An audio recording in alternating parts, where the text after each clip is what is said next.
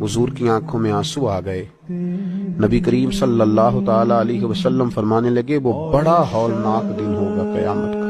लोग उस दिन तलाश करेंगे कि कोई ऐसा शख्स हमें मिले, जरूरत महसूस करेंगे कि जो हमारा बोझ उठाए। अब वो शख्स अर्ज करता है, मालिक मेरे पास तो कोई नेकी नहीं है और ये कह रहा है मेरे गुनाह ही इस पर डाल दिए जाएं। तो नबी पाक अलैहिस्सलातु वस्सलाम फरमाते हैं, अल्लाह ताला उस मुद्दई से फरमाएगा, जरा सर तो उठा, जन्नत की तरफ तो देख। तो वो जन्नत की तरफ सर उठाकर देखेगा और देखकर अर्ज करेगा, मालिक मैं एक चांदी का शहर देख रहा हूं जिसमें सोने का महल बना हुआ है, हीरे जवाहरात से मुरस्सा है वो महल।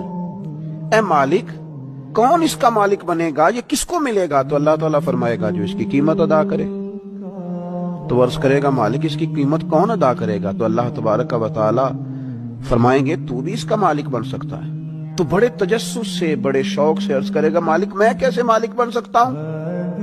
तो अल्लाह फरमाएगा, तो अपने भाई को माफ कर दे, मैं तुझे उस महल का मालिक बना देता हूं। कर दे माफ अपने भाई को।